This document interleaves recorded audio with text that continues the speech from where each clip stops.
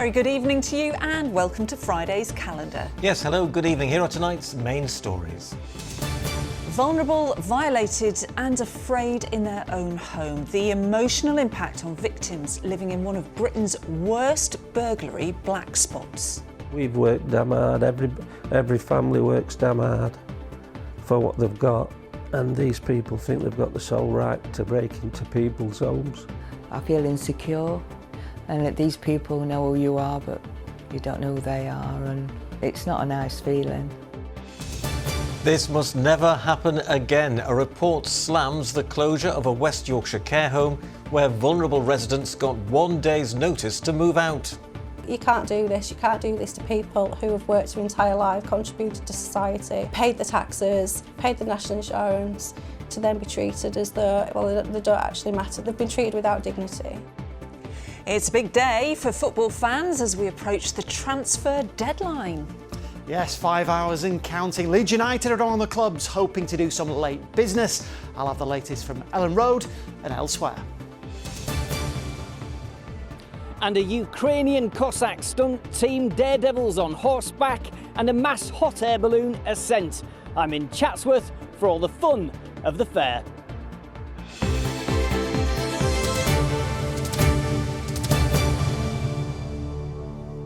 So first from us tonight, vulnerable, violated and afraid in their own home. That's how a couple from Doncaster say they feel after burglars ransacked their house to steal jewellery worth tens of thousands of pounds. Well, the thieves were caught on CCTV breaking into the Mills home in Orkley late on the 18th of August. They didn't leave a drawer or cupboard unopened, and then they returned the same night to take 2 vehicles. Well, sadly, the Mills are not alone, with the domestic burglary rates for South Yorkshire almost double the national average. Emma Wilkinson reports. This is the moment 12 days ago when 2 people, hoods up, gloves on and carrying a ladder, arrive at Sharon and Kevin's home. When you've lived in a place so long, you get comfortable. They get emotional just thinking about the criminals rifling through their drawers and ransacking their home of nearly 40 years. We've worked damn hard, every family works damn hard for what they've got, and these people think they've got the sole right to break into people's homes and take what isn't theirs. You know, they've took a mum's wedding rings, and there's so much sentimental stuff that they've taken. That's what gets me. It was shortly after 11 p.m. that burglars ripped out the alarm system, smashed through the front door and went through every room looking for anything of value. They eventually left with stolen items that included a collection of family jewellery worth thousands of pounds. They then returned around an hour later and took a car and work van. The van was later abandoned and recovered by police. So yeah, they came upstairs and they must have come in here first. Everything was out. Kevin and Sharon were on a family holiday at the time. They came home early but were spared seeing the full state of the house because Sharon's brother tidied up before they arrived. Sharon won't even look at the photos. If she saw them, then I think she'd want to move straight away. She couldn't bear to see it at home like it was, and it's heartbreaking for me to see her like she is. I feel insecure. These people know who you are but you don't know who they are, and it's not a nice feeling. Lost my mum. She stayed here about 4 years ago, and she died here, and then some of the things she'd left, they've been in that, and that's what I can't cope with. But I just thank God nobody were hurt. And this is something tens of thousands of families face every year. Figures show that for the year to March, the residential burglary rate in England was 7.5 per 1,000 households. It's 10.6 in Yorkshire and the Humber, and in South Yorkshire it's almost double the England average at 14.3. South Yorkshire Police says it's committed to ensuring burglars are held responsible for their actions and says a special operation in Doncaster has resulted in its lowest number of burglaries in the past 5 years, meaning 45 fewer victims in the district per month. The way they walked off, it was like they just walked out of the pub. Not a care in the world, and they'll keep on doing it till people get caught. Police say a dedicated burglary team is currently working through a number of lines of inquiry. Kevin and Sharon just hope someone will have information that could help them. Emma Wilkinson, ITV News, Orkley. Yes, and our thanks to Kevin and Sharon for contacting us to share their story. And don't forget that you can email Calendar's News Desk too at any time if there's something that you think that we should be covering. The address is calendar@itv.com. Well, next, this must never happen again. The message to council bosses who moved dementia patients out of a West Yorkshire care home with just 1 day's notice. Residents at Hazelgarth in Nottingley were told that they had to leave and their belongings were put in bin bags outside. As debt-ridden, Wakefield Council said it was short-staffed and that the building needed repairs. Now, though, an independent report has concluded the closure wasn't justified and highlighted how one resident died 16 days after their move. It comes amid growing concerns for the state of adult social care in our region and beyond, as Helen Steele reports. 3 months on, Pat Broomhead is settling into her new care home. Mum, would you like a drink? But it's a move her family said shouldn't have happened. Horrendous. Yeah. Horrendous. Everyone was crying. And she did deteriorate and she's still, well, the staff here have tried their best to kind of pull her back round, and it's just like it's so angry that you've put an end-of-life person through this trauma, which was unnecessary. Well, Pat moved from here, Hazelgarth in Nottingley, where she'd been happy for 7 years. It all happened back in May when vulnerable residents were given just 24 hours notice to leave. Wakefield Council cited urgent repairs and staffing issues as reasons. Well, now a damning report says that should never have happened. It says the closure wasn't justified, should never have happened the way that it did, and must never happen again. Pat is still in West Yorkshire, but for others the move was further. Kath Butters had to move more than 200 miles. And I felt reassured that she was living the life that she wanted at that time. So now, obviously, my mum has never been out of Yorkshire and we're in a situation where she's in a completely different county at the other end of the country. Wakefield Council has said it's deeply sorry and that it's already taken action, including creating a new role focusing specifically on adult social care. But for those who campaigned against closure, more needs to be done. So the council has admitted it has made failings and it's going to make fundamental changes. Is that enough for you? No, definitely not. The changes that are being made should have already been in place. You know, legally they should have all been in place. Somebody needs to lose the job, and it hasn't happened. Hazelgarth will reopen. Doctors say Pat can't move again, but her daughters now worry it's not the end of the story. If it'll happen to us and we've objected and been really vocal, it certainly will happen to other people.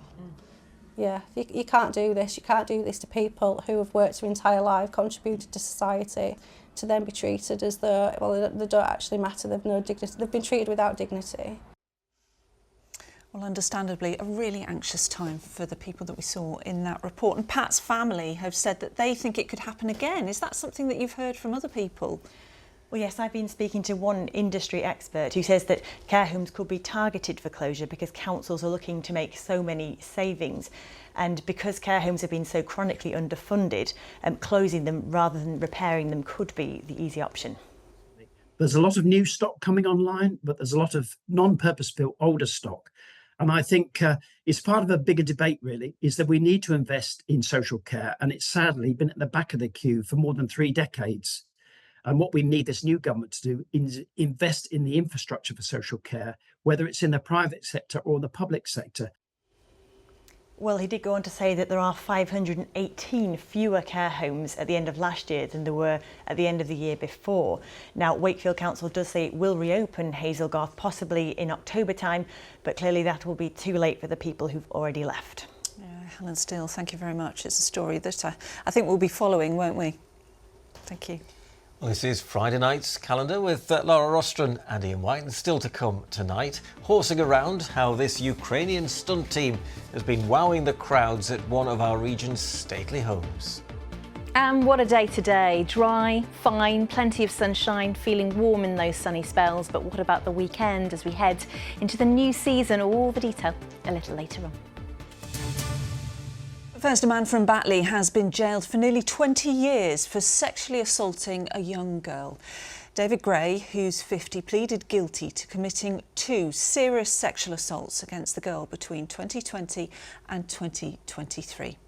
The offences were reported to police in January this year, which led to his arrest and charge. He's been sentenced to 18 years and 8 months. A series of weekend strikes by LNER train drivers on the East Coast Main Line between Yorkshire and London has been called off. Members of ASLEF were due to walk out tomorrow with more than 20 days of industrial action planned for the next few months amid claims of a breakdown in industrial relations. LNER says it's looking to strengthen this weekend's timetable and is advising passengers to check their journey before travelling. The former Prime Minister, Theresa May, is the latest author to join a star-studded literary lineup for the Ilkley Literature Festival in October. Mrs May will talk about her new book, Abuse of Power, which details her time both at Number 10 and as the Home Secretary. Also on the bill are the likes of comedian Julian Clary and the former ITV presenter John Suchet. What a lineup, sounds good. Now then, anyone who's got children heading back to school next week will know how expensive it is to kit them out. Yeah, really expensive, Ian. It might not surprise you that the average cost of secondary uniform, including PE kit, well, it stands at more than £420 per child. Even for a primary school pupil, it could even set you back, at some schools, almost £300, and that's according to a new survey by the Children's Society. Well, guidelines brought in 2 years ago should have helped keep costs down, but the charity says that many schools are ignoring them, leaving parents counting the cost. Kevin Ashford has more. Samira Omar is trying to find school uniforms for her 2 daughters that she can afford. It is really hard because we're at that stage where cost of living has risen, and one top, one shirt is probably £13, and having 2 kids and being a single mom, it doesn't add up. Samira's come to this swap scheme that distributes uniforms that have been donated. The charity behind it says they're having to help an increasing number of people. The families that we look after, they're on low income, they're on benefits, they just can't afford to be sending their kids to school in the right uniform. So that's why we do this every summer holidays, to ensure that there is facilities for the kids to go to school in the right uniform, because then they're less likely to be bullied, they're going to stay in school longer, and then hopefully they'll get out of the benefit cycle, have higher education and better paid jobs. A recent survey of parents and carers in Yorkshire found that 46% of those questioned felt that school uniforms were not affordable. The same survey found that across the country, parents and carers were spending on average more than £420 per secondary school pupil and more than £280 for a child in primary school. Regulations were introduced 2 years ago aimed at controlling uniform costs. Measures included limiting the amount of branded and therefore usually more expensive items that schools could demand that youngsters wear. However, the Children's Society, which helped bring in the new rules, says not enough schools are following those statutory guidelines. I should say that there are many schools who have taken some positive strides. So they've made second-hand uniforms available, they've minimised branded items, they've tried to reduce the use of single suppliers, but parents are still telling us that the cost of uniforms are really providing an unusual burden for them, and it's making them struggle. The Department for Education told ITV News that new legislation would cap the number of items of branded uniform and PE kit that schools can require. It comes as more and more families are finding it harder to pay for the demands of a new school year. Kevin Ashford, ITV News. That's a subject people feel very strongly about. Lots of you have been getting in touch with us about the cost of school uniforms via the calendar email and our Facebook page as well. Absolutely. So people like Tanya French, who she says that she's paid £25 for one skirt alone, and that's because it's school branded and it shouldn't be allowed, she says. That's right. And Stacey Ann Hutchins got in touch saying high school uniform is so expensive. primary isn't too bad, as you can have plain cardigan and jumpers, and you can buy it at supermarkets. Much cheaper if you buy it at supermarkets. Sue McQuinn posted, "I'm all for uniforms. They're a great leveller, but surely they can keep it simple." Abby Jones confirms it's such a worry for parents. She runs the Smiles for Miles Uniform Bank and says they've helped over 30 families in the past 2 weeks with uniform, and the requests are still coming in thick and fast. Yes, well done them. And Gaynor Crowther is pleased with her school's policy, saying, "My son's secondary school has changed the uniform this year, which has reduced the cost massively. Around £120, including shoes, bag and stationery." You see, it can be done, actually. Schools just need to think about it, don't they? Right, thank you very much. Now then, thanks for your comments too. Time for sport now, and a busy day for football managers and sports reporters too.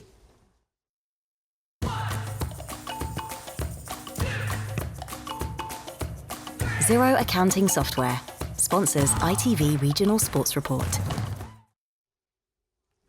Well then, Chris, it's one of your favourite days of the year, isn't it? You could say that. Busy? Yeah. Busy for you? Yeah, very, yeah. Transfer deadline day for football teams up and down the country it is. The window shuts at 11 p.m. tonight, so deals are being done as we speak. Let's take a look at just a few that have happened or could happen. Now, Japan international Ao Tanaka has joined Leeds United for an undisclosed fee believed to be around £3.3 million from German side Fortuna Dusseldorf. But it would seem that Leeds won't be signing Gus Hamer from South Yorkshire rival Sheffield United.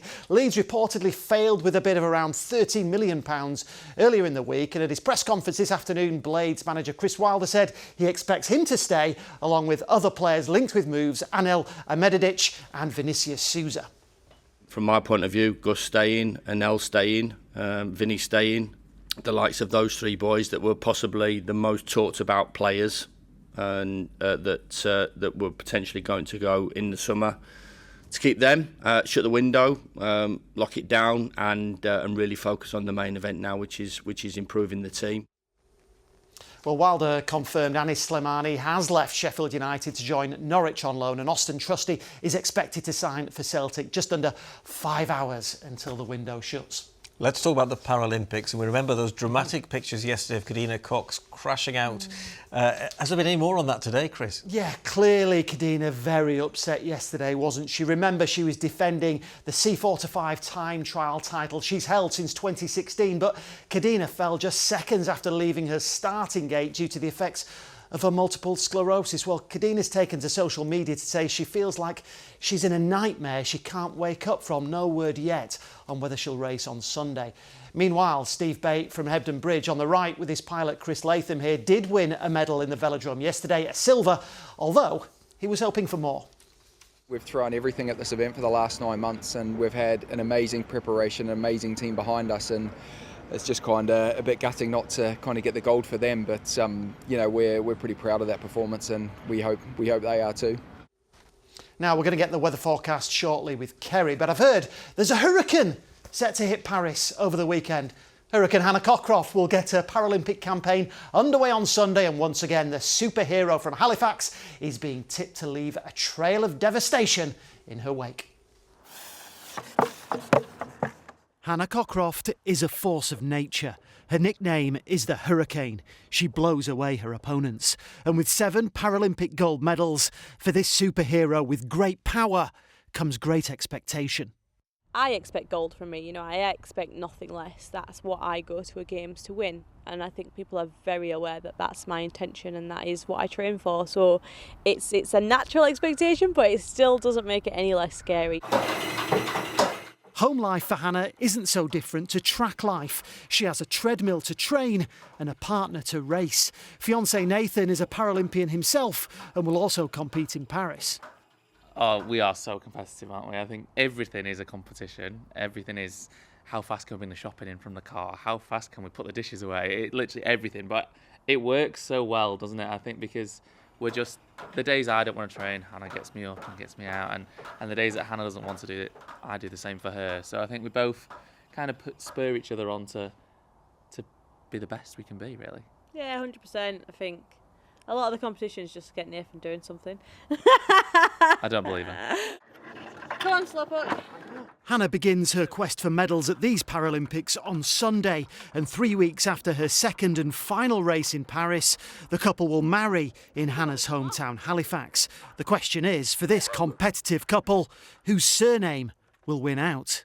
Oh, I actually haven't decided yet. You want me to be a Maguire, I don't you? think a Maguire's a strong name.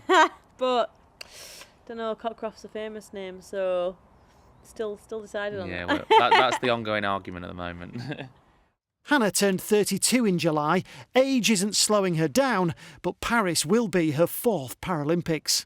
I've had so many people going, oh, is this going to be your last? I really hope not. You know, obviously so many things will dictate that. Injury or illness or anything else, you can't predict any of that. But mentally, I still love what I do. I love getting in the chair. I truly believe I can still go quicker. And I'm still winning, touch wood, like right now I'm still winning, so why would you leave when you're at the top? So yeah, hopefully Paris won't be the last and I can hang around to LA, because LA sounds really cool. So we wait to see whether LA will become another victim of Hurricane Hannah Cockcroft, or will that be Hannah Maguire? I know that she's got other things on her mind right now, but that is a big decision to make, isn't it? Do you keep your surname or not? Both names, maybe that's what she'll do. But she's always been known as Hannah Cockcroft, hasn't she? She has, yeah. Wouldn't be the same, would it? Wouldn't be the same. Yeah, thanks very much, Chris. Finally tonight, to the stately home in our region, where this weekend you'll find everything from daredevil horseback stunts to hot air balloons to a parachute display team. We're, of course, talking about Chatsworth Country Fair, which is back for another year. The 3-day events got underway today and Adam Fowler's there for us this evening, soaking up the sunshine. Has it been busy down there, Adam? It's been extremely busy. You can still see thousands of people behind me for the closing ceremony, and they've been treated to all sorts of things. Motorcycle stunt display teams, the Ukrainian Cossack stunt display team, and just a few minutes ago the Royal British Legion Parachute Regiment all came down and landed in the Grand Ring. Well, I'm joined now by Jonathan, who's going to tell us more about this. So a busy day for you. Do you get a chance to enjoy any of this stuff? I do. Well, do you know what? We of course, we're working most of it, but we can't help but enjoy the surroundings. The atmosphere's been great. Everyone has had a really nice day in the sunshine today. It's been fantastic. And this is an annual event. What have you got new this year that people haven't seen before? So we had a brand new chef this year. So we have TV chefs every year. Today we had Ainsley Harriott, who hasn't visited us before. But tomorrow we've got James Martin, who is a firm favourite. And then on Sunday we have Nadia Hussein of Bake Off fame, and she hasn't been for 5 or 6 years, I think. And I think probably the number one draw for a lot of people this year will be the Ukrainian Cossack stunt team. I thought you were going to say Alan Titchmarsh. We are very happy that Alan is here most years. He is a bit of a stalwart at the country fair. He's here, and we had a word with him earlier on. Here he is. There's always a different set of events going on, but what I do love is a chance to catch up with dry stone wallers and hurdle makers and people who run little legends that go chuk chuk chuk chuk chuk chuk, and ferret racing and lurcher racing. I think these sort of days for us, obviously we've got a young family, it's just a great day to get out, get active, and there's such a variety of interests that you can kind of tickle, and there's all sorts. You can go away feeling informed, inspired. You're sometimes a little bit lighter in the pocket, but you know, I think it's a great day, and hopefully along may it continue. Well, there you go. I mean, this must take a heck of a lot of organising. I bet you've already got your eye on next year, haven't you? Absolutely. I can actually say that tickets for next year go on sale on Sunday, so we've already done that, and planning is well underway. Perfectly plugged. Well, there you go. This whole thing goes on until Sunday. There's plenty more to see if you fancy getting down here and having a look, and perfect weather for it at the moment as well. Thank you very much, Adam. I can just see that you're going to jump on that merry-go-round thing behind you after this. Oh, dying to, yes, dying to. Well, the weather looks great there, doesn't it? And I hope, Kerry, that that's what it's going to be like for the rest of the weekend. Oh, yeah, I'd be jumping on it for sure. What a beautiful evening. All that afternoon cloud has just melted away. This morning there was a little bit of mist and murk lifting as those balloons were lifting in the sky, because we had overnight temperatures of around 5 or 6 Celsius in rural spots. So it did allow for a little bit of mist and fog in the vales and valleys. But of course, we're just heading towards the season of mists and mellow fruitfulness. And it's like Mother Nature has basically got the memo, because at dawn on the last day of the meteorological summer, we've got high pressure in charge, and at sunset on the first day of the meteorological autumn, we've got low pressure waiting in the wings. So it does look like a more unsettled story for next week, but of course I'll be talking about autumn from then. But I think we've had an all right summer. I think we've had an okay summer. I think we've done all right, haven't we? Been all right. It's been all right. It's been short. It was a cool hasn't it? start to June. August has been very dry, and there's been a lot of dry weather for getting out and about with the kids with the school holidays. We've had some amazing silhouette sunsets. A big thank you to Trish for this great shot of the kids laughing there. I hope you've had a really lovely summer holiday, but we are heading, of course, to those darker nights and those misty mornings. A big thank you to Lee for this shot. So here is your forecast for the weekend and the next few days. Good visibility on the horizon. TUI sponsors ITV Yorkshire Weather. Yes, not jealous at all of anyone out and about in that sunshine today. Whether it was in Rodley first thing this morning, a big thank you to Gavin, or in Richmond this afternoon, a big thank you to Matt. Thanks for the photos, weather photos at itv.com. And you can see really clearly today, hardly a cloud in the sky this morning and just a little bit of cloud bubbling up for the afternoon, but staying dry and not spoiling things too much at all. Little in the way of weather on our weather maps as we head through into this evening and overnight tonight. Largely dry and clear with light winds, so a similar night to last night, in rural spots getting down to maybe the mid-single figures, 6s and 7s, but for towns and cities just about holding on to double figures with light winds and maybe some morning mist and fog as we head into the weekend. Sun times for Saturday, 6:14 and 7:57. Lovely start tomorrow, morning mist and fog, plenty of sunshine. As we head into the afternoon, little change, maybe by the evening a little tiny bit more cloud pushing in from the south. But it's a lovely day across most parts of the region. Temperatures exactly where they should be, and just a bit of a breeze from an easterly direction, so a noticeable sea breeze, but an extra layer. It won't spoil things too much at all. A lovely evening ahead for Saturday, but then we do look to Sunday. There will be cloudier skies. There's a higher risk of some heavy showers, but many may miss. And then this weather front lingers in the west as we head into the new working week, and the showers could move in from the south by the time we reach Sunday evening. So it does look, over the next couple of days, of looking a little bit more unsettled, but make the most of the weekend if you can. Saturday is the best day, but for some, Sunday will hold on. TUI sponsors ITV Yorkshire Weather.